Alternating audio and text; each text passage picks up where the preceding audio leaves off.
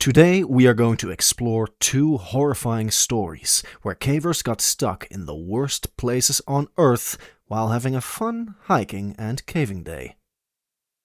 The first story revolves around the Nutty Putty Cave. It is considered a beginner-friendly cave among adventurers.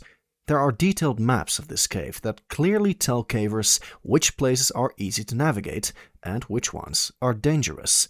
It's areas such as the birth canal and the aorta crawl that are the most dangerous ones in this cave. In the past, various cavers have tried to squeeze through the tight spaces and narrow passages of these parts, but most of the time, their bodies got stuck there. Rescuers had to do operations to take their bodies out of the narrow places of these caves. For a long time, officials closed the cave, but in 2009, they reopened it for the public. There was just one requirement to get into the cave. Your group should have 2 experienced cavers and a permit to enter the cave.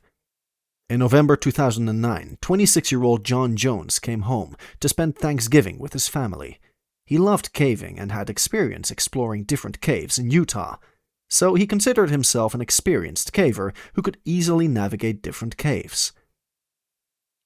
However, he had to say goodbye to his caving hobby for a long time. He got married, had a daughter, and attended medical university, so life was hectic for him. But when he got a break during Thanksgiving, he decided to restart his cave exploring hobby. So on November 24th, 2009, he acquired the permit to enter the cave with his family. His wife and 1-year-old daughter remained at home while he was in the Nutty Putty Cave. John, his brother Josh, and 10 other family members started by exploring the main cave. Eventually, both brothers decided to explore the difficult paths of the cave, so they took their 2 friends and went to explore the birth canal. It was a long, narrow passage with a squeezing end. Once you squeeze through the ending, you can stand in a small room to look around.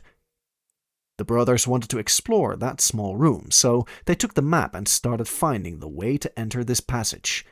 At last, they found the entrance and started crawling into the passage.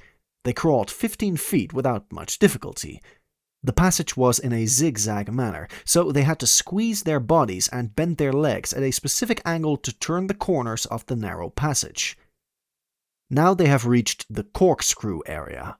In this squeezing area, the cave dipped downward. Only a small and flexible body could pass this area.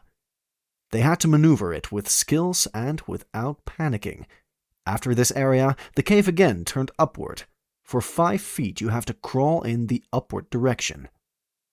After this, there is a sharp rock ledge from which the cave again went forward. It has a sharp 90-degree angle bent to the left.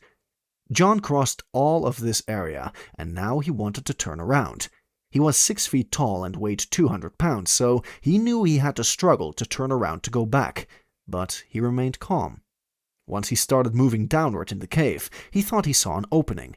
At this point, he was going to head down in the tight cave area, squeezing his stomach to get through the wedged rocks. He was in the headstand position, his arms were weakening, and gravity was pulling his body downward. He called out to his brother and asked him to not follow him. Josh realized his mistake, and now he was desperate to find any open place from where he could turn around. At one point in the tunnel, he saw a small hole. The hole was a dead-end fissure, and no bigger than a laptop screen. John ended up in this hole with his head down. He was wedged at a 70-degree angle with his head stuck in the narrow hole and his body upside down. Arms were pinned in a useless position, making it impossible for him to move backwards. Josh followed the voice of his brother by crawling toward him with his legs down. He saw his brother's legs popping out of the hole. Josh quickly went back to ask for help while John tried to focus on the chore of breathing. After 3 hours, professional help came. Initially, rescuers tried to take him out of the hole with the help of ropes, but sharp rocks put so much friction on the rope that it failed to take Josh out of this position. After several attempts, the team decided to install the pulley. But it was not an easy task. Taking small equipment into the corkscrew area needed time and effort, so it took hours for rescuers to install the pulley. They spent the whole night trying to install it. By 4 in the morning, rescuers completed the installation of the pulley. They tied the rope to John's legs and started pulling him up. But it was a long process. John has been stuck for 19 hours now.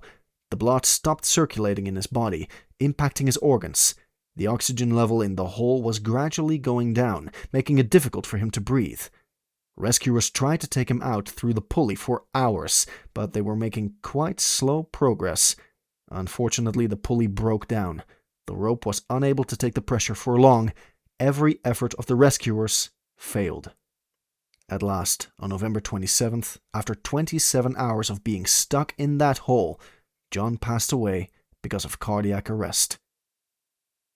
Our next tragic story takes place in the Cool Caves, which are located in Pennsylvania.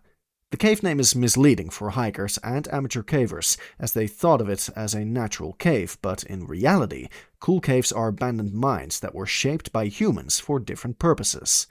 On June 11th, 2025, 3 young friends found the keyhole opening of this mine and decided to explore it.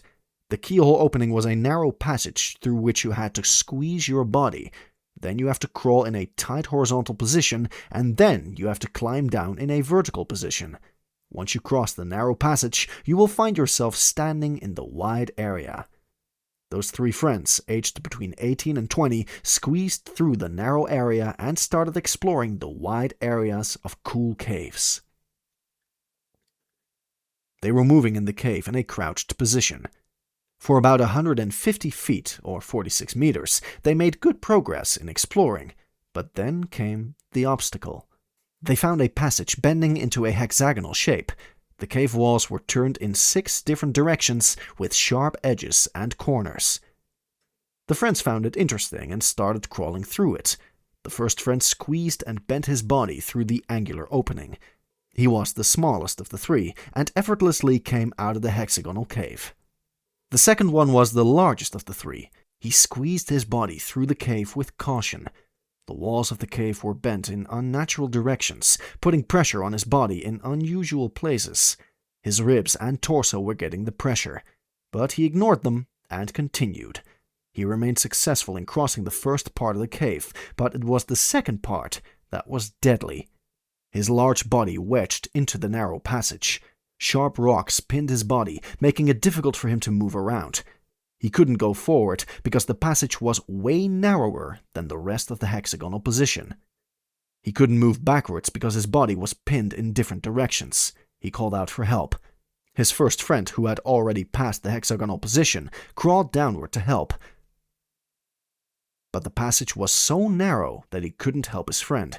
So they called out their third friend, who was still in the main cave area. That friend crawled back toward the entrance to ask for help.